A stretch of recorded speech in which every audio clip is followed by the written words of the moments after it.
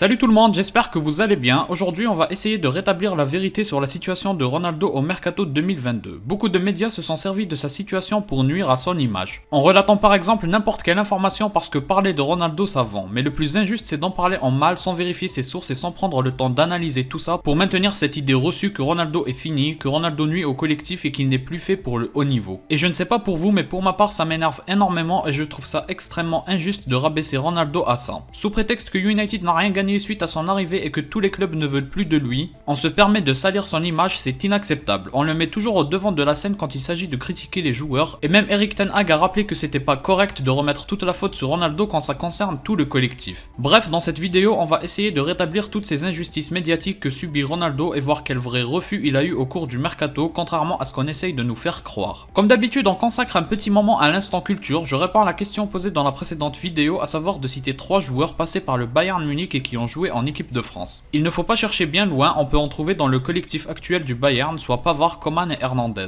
Bravo à Emmanuel Bakela pour sa bonne réponse dans les commentaires. Pour la question du jour, c'est Gloire Crimi qui vous demande de trouver 5 joueurs passés par l'AC Milan et l'Inter Milan. Premièrement, je vais me concentrer sur cette fameuse idée qui ressort: aucun top club ne veut de Ronaldo. Est-ce que c'est vrai? Parce que rejeter un joueur, c'est avoir l'opportunité de le faire et ne pas en vouloir. Et aussi parce que le seul vrai club qui a rejeté Ronaldo, c'est le Bayern. C'est le seul club qui a déclaré publiquement ne pas vouloir le prendre. Et encore, même le Bayern, il y a des raisons logiques qui le justifient, qui n'ont rien à voir avec le fait que Ronaldo n'est pas fait pour le haut niveau. Donc on commence avec Manchester City. Au moment où Ronaldo s'est disponibilisé sur le marché des transferts, les Citizens avaient déjà pris Haaland. C'est totalement insensé d'avoir Haaland et CR7 dans un même effectif, au-delà du fait que les deux visent un ballon d'or et qu'il y aurait donc une sorte de conflit individuel. On parle de deux joueurs qui jouent plus ou moins au même poste. Et pour l'entraîneur, c'est hors de question de mettre l'un des deux sur le banc. Donc c'est juste pas possible, ça n'a rien à voir avec le fait que Ronaldo soit encore intéressant ou pas, c'est juste que ce n'est pas un coup intéressant pour Manchester City car ils n'ont pas ce besoin-là. Ensuite, c'est la même chose avec Liverpool, qui avait déjà pris Nunez. Rappelons aussi qu'ils ont déjà Salah comme star mondial et que ça pose le même problème si tu prends CR7 dans ton effectif. Encore une fois, rien à voir avec le niveau de Ronaldo, c'est une question de cohérence de recrutement. Au passage, que ce soit Liverpool ou Manchester City, ça reste des rivaux de Manchester United. Donc la question de la satisfaction des fans se serait également posée. Il reste Tottenham et Chelsea en Angleterre. Pour Tottenham, c'est encore une fois le même problème. Tant que Harry Kane fait partie du collectif, prendre Ronaldo ce serait insensé. D'ailleurs, Ronaldo fait une bien meilleure saison que Harry Kane, qui, rappelons-le, tout le monde considéré comme le meilleur à son poste il y a de cela un an. Ronaldo vient dans ce championnat et rejoint un moins bon collectif, pourtant il fait mieux que Harry Kane. Mais les médias font encore passer Ronaldo pour un joueur moins bon individuellement, on trouve encore des excuses complètement banales pour rabaisser Ronaldo. C'est le seul joueur au monde pour qui marquer des buts est un problème. Tout le monde est d'accord pour dire que c'est ce qu'il y a de plus difficile au foot, mais certains trouvent encore le moyen de dire oui, bon d'accord, c'est bien, il marque des buts, mais il nuit au collectif. Ça s'applique qu'à Ronaldo ce raisonnement, les autres on les félicite de marquer, mais Ronaldo on lui en veut. C'est vraiment incompréhensible. Franchement, quand on arrive à balancer des raisonnements comme ça, c'est juste lunaire. Je ne sais pas ce que Ronaldo a fait à certains, mais pour raisonner comme ça, c'est juste incroyable. En plus, on trouve aussi le moyen de reprocher à Ronaldo la méforme des autres joueurs. Si Pogba n'a pas été aperçu de la saison, c'est de la faute de Ronaldo. Si Bruno Fernandes fait une moins bonne saison, c'est aussi de la faute de Ronaldo. Pareil pour la mauvaise adaptation de Sancho ou Varane ou le cas de Rashford. Tout ça, ce serait à cause de Ronaldo. Certains disent vraiment ça et se prennent au sérieux en le disant. Franchement, vous accordez trop d'importance à Ronaldo. S'il est capable de nuire autant à ses coéquipiers sans le faire intentionnellement, alors là, ses adversaires, il doit les martyriser. Bref, je me suis égaré en me rappelant de toutes ces critiques insensées que j'écoute sur Ronaldo. Certains vont encore continuer à essayer de nous convaincre que Ronaldo est moins bon qu'un Kane par exemple, mais la réalité c'est que quand il y a eu confrontation entre les deux, c'est pas Kane qui a mis un triplé venu d'ailleurs. On termine le passage en Angleterre avec Chelsea. Tuchel a été questionné plus d'une fois concernant CR7 et pourtant il n'a jamais fermé la porte comme l'a fait le Bayern. C'est le premier club qui a effectivement un besoin au poste de Ronaldo et comme par hasard Ronaldo fait partie des joueurs qui les intéressent. Pas le premier certes pour différentes raisons, mais Ronaldo est une sérieuse option pour eux. Après c'est vrai et on ne va pas le nier que Ronaldo n'est pas le joueur le plus adapté pour des coachs comme Tuchel, qui ont un style de jeu énergivore et qui demandent une dépense d'énergie phénoménale. Oui, Ronaldo n'est pas adapté pour ce style de jeu là, mais ce n'est pas une critique envers Ronaldo. Chaque joueur a ses points forts et ses points faibles. Ronaldo n'est plus capable de répondre à ce type de besoin des entraîneurs. Mais premièrement, il le compense par ses autres qualités. Deuxièmement, il n'y a pas que Ronaldo qui est dans ce cas là. Beaucoup de grands joueurs n'en sont pas capables non plus. Et enfin, tous les coachs ne sont pas fans de ce style de jeu là. Tu as par exemple le Real Madrid qui vient de rouler sur l'Europe, qui est pourtant une équipe qui a accepté de céder le ballon. Donc non, ce n'est pas un rejet de Ronaldo, mais c'est juste que Ronaldo n'est pas le plus adapté pour cet entraîneur-là. Comme ça a été le cas par exemple pour Lukaku, donc il faut arrêter de prendre ce type de rejet comme moyen de critiquer Ronaldo. Non, ce n'est pas une critique envers Ronaldo, c'est juste une adéquation entre le style du joueur et de l'entraîneur. C'est comme ceux qui veulent un gardien avec un bon jeu au pied, tous les gardiens n'ont pas forcément ce critère-là. Mais on ne va pas pour autant les exclure de la liste des meilleurs gardiens au monde. Donc merci d'arrêter de prendre ces raisons foireuses pour justifier que soi-disant Ronaldo n'est plus fait pour le haut niveau. C'est du grand n'importe quoi. Parmi les plus grands attaquants des dernières années, on trouve Ronaldo, Benzema, Kane, Lewandowski, Lukaku et d'autres. Et pourtant ils sont tous loin d'être des machines de pressing. Pourtant c'est eux les meilleurs, donc arrêtons d'appliquer ce raisonnement pour Ronaldo mais pas pour les autres. Bon, pour l'Espagne, une arrivée au Barça ou à l'Atlético Madrid fait partie de ce qu'il y a de plus improbable. En plus de ne pas avoir le besoin de prendre Ronaldo, on est certainement plus proche de rumeurs que d'autres choses dans ces cas-là. De toute façon, on a par exemple le directeur de l'Atlético Madrid qui a déclaré que c'était une histoire inventée. Un retour au Real peut nous faire rêver, mais vu la forme de Benzema, ce n'est pas du tout utile. Dans tous les cas, vous commencez certainement à le remarquer, mais la majorité des clubs qui vont jouer la Ligue des Champions ont déjà un neuf bien installé ou clairement identifié pour être titulaire. Le problème, ce n'est pas que Ronaldo ne soit pas intéressant pour eux, c'est juste qu'ils n'en ont pas besoin. Et ça va être exactement le même cas en Italie ou avec le Bayern en Allemagne. On a l'AC Milan qui a déjà Giroud ou Zlatan et des remplaçants, l'Inter Milan avec Lautaro Martinez et Lukaku, la Juve avec Vlahovic et Keane, ou encore le Bayern qui a déjà pris Mané. Oui, il y a peut-être des clubs comme Séville, Dortmund qui ont le besoin d'avoir un attaquant, mais c'est hors top 8 ou top 10 européen. Donc ce n'est pas intéressant pour Ronaldo qui cherche du court terme. Le PSG est un cas à part, ils ont déjà Messi, Neymar et Mbappé. Ajouter Ronaldo à ce trio-là n'a de l'intérêt qu'au niveau marketing, ce serait une catastrophe sportivement parlant. Bref, vous voyez donc qu'on est plus proche d'un non-besoin de Ronaldo que d'un rejet parce qu'il n'aurait soi-disant pas le niveau. C'est ça la réalité et certains ne veulent pas l'entendre et se servent de ces soi-disant refus des clubs pour nuire à l'image de Ronaldo. En tout cas, je voulais revenir sur tous ces soi-disant refus pour les analyser et démontrer comme ce que je viens de faire que ça n'a rien à voir avec le niveau du GOAT CR7. C'est plus une question de besoin et de cohérence, parce qu'on voit beaucoup de blagues sur ce mercato ou même des analyses qui se reposent sur le fait que Ronaldo se serait soi-disant fait rejeter par le top 8 européen, mais c'est encore une fois une question de besoin et non de niveau. J'aimerais aussi parler de toutes ces critiques que Ronaldo reçoit. Certains veulent l'envoyer au Sporting, certains disent qu'il est totalement égoïste et que c'est très mauvais de sa part le fait qu'il veuille partir, mais si vous pensez réellement ça, c'est parce que vous refusez d'admettre que même à 37 ans, il a encore le niveau des meilleurs attaquants du monde. Alors ceux qui sortent l'argument Manchester United se retrouvent à la 6ème place alors qu'avant son arrivée, ils étaient 2ème. Oui, c'est factuel, mais pourquoi ce serait de sa faute? Ça ne coïncide pas uniquement avec son arrivée, ça coïncide avec l'arrivée de Varane, de Sancho et d'une énorme méforme de certains comme Luke Shaw, Rashford, Pogba, Fernandes, etc. On ne peut pas être de sérieux analystes et dire que Ronaldo est le fautif dans tout ça. La vérité, c'est que Ronaldo a évité à Manchester United d'être dans le ventre mou du championnat et ne pas être en Europe, et nos amis critiqueurs de CR7 refuseront toujours de l'admettre. On critique aussi énormément Ronaldo dans le jeu, soi-disant c'est un facteur limitant pour le collectif, mais encore une fois c'est faux. Il participe grandement à la construction, quand il s'agit de faire du pressing, oui il n'en fait pas tout le match, mais c'est aussi le cas des autres joueurs. C'est même parfois lui qui déclenche le pressing et qui réclame à ses coéquipiers de suivre, donc soyons sérieux un moment, on ne peut pas à chaque fois qu'il y a quelque chose de négatif le reprocher à Ronaldo, c'est totalement injuste et ça n'a rien à voir avec une bonne analyse. Enfin, concernant son image, soi-disant il gâche la belle histoire avec Manchester United. Ceux qui ont réellement suivi son arrivée et ses déclarations, il a toujours été clair sur le fait qu'il était là pour se battre pour des titres, qu'il n'était pas du tout là pour se battre pour la 6ème place. Donc ceux qui viennent faire les choquer qu'il veuille partir, vous n'avez juste pas suivi en fait. Admettez simplement une chose, il a le niveau d'un attaquant qui doit jouer la Ligue des Champions et ce n'est pas le cas pour Manchester United. Ça s'arrête là. Il ne fait pas forcément tout bien dans la forme, mais dans le fond, il a entièrement raison. On arrive au terme d'une analyse globale sur la situation actuelle de Ronaldo. Il reçoit beaucoup de critiques infondées et j'étais obligé de remettre ça encore une fois. Bref, on finit sur le fait que la première ligue va redémarrer et je suis sûr qu'il va encore faire taire plus d'un. Je vous souhaite à tous une bonne saison de foot et on espère revoir Manchester United sur le toit d'Angleterre et d'Europe rapidement. Si vous avez aimé, laissez un like et abonnez-vous pour me soutenir. Moi je vous dis à la prochaine, portez-vous bien.